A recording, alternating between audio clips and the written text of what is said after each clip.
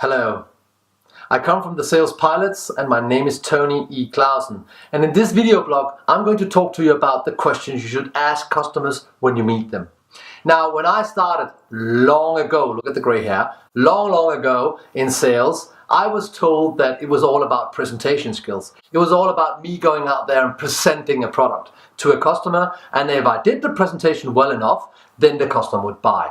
Now, if you've been in sales just for 1 or 2 days, you know this is not true. That good presentation does not equal a good sale or a sale at all. So what I've discovered is that what is most important for most customers is not your product. It is what they gain from your product. And in order for them to understand what they gain from the product, we need to understand if they have a need. Because we can't assume that we, the salespeople, know better what the customer needs than the customer himself. So I've designed 5 questions. I've been inspired by these 5 questions by Sharon Drew Morgan and her buying facilitation. And the 5 questions will enable you, when you start up a conversation with a customer, to understand the customer better. But here's the important thing, also to make the customer understand him or herself better. Because most customers actually don't know what they really want. They just know they have a problem, or they want to have a better solution, or they need to maintain status quo.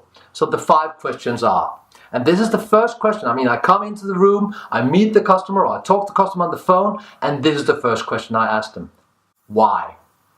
Why are we having this conversation? Why are you asking me? If I called and I have the meeting, I say, why would you want to talk to me? Could you explain to me the reason? So if you don't like the word why, you can design your own question, but it has to be a question that enables the customer to explain to you what the reasons are that they're having a conversation with you about this. Even if it's a call that I make to the customer, say, well, I know why I'm calling you. I want you to buy my product. I want you to be one of my happy and satisfied clients. But why would you want to talk to me? So the why question opens up a good conversation. The next question is, what do you do now? Or what's the current situation? Because you need the customer to explain to you, not just for you to hear, but also for the customer to hear, what are we actually doing right now? What is the current situation? Who are we using as a supplier now? Or what are we doing right now in relation to the subject, which is often your product? So the next question, the second question is, what do you do now? The third question is, what's good about it? Now, when I started in sales, I was told, don't ask them about what they have now, especially not if they're happy with it, especially not if they're happy with the supplier they have right now.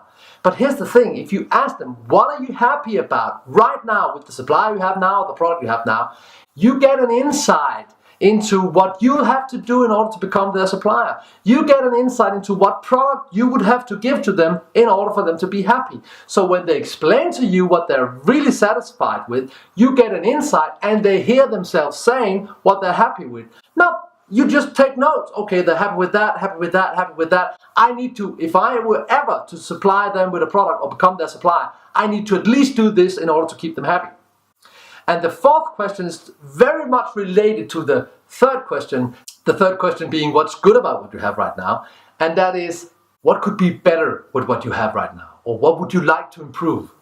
Now, because you asked the third question, their guards are lowered. So now they actually open up and they start talking to you. Well, in fact, I said I was happy with the product, but actually what I would like to do was, and then they start telling you what their real problems are. But this is the fourth question. What is the problem? What is the problem you have? What would you like to have fixed, or what would you like to have improved? You can design the question the way you want, but the essential of the question has to be, what would you like to improve with whatever situation you have right now? Now, it's not just for you to get information, it's also for them to discover what their problems actually are. And sometimes, or often actually, what they hear themselves saying is that although they thought they were happy with what they had today, maybe they weren't. But it gives them the ability to view themselves because you ask good questions. The fifth question is, if you have another supplier, if you get another supplier or you get another product, when do you know that you have the right supplier, or when do you know that you have the right product?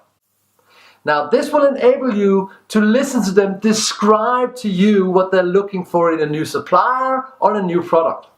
With the 5 questions as my starting questions, I haven't told them a word about my own product yet. I haven't. Obviously they know what we're there, they know who I am and which company I'm from, but I have not started my product presentation because I know they don't really care. What they care about is themselves and their own current situation. So with the 5 questions you have now, you not only get the possibility to understand the customer much better, but you also get the customer to understand him or herself and their situation a lot better.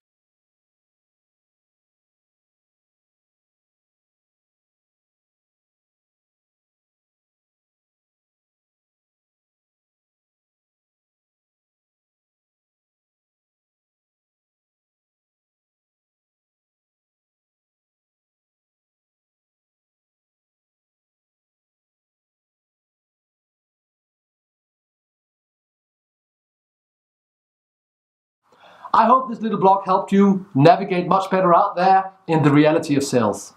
All the best to you and your sale.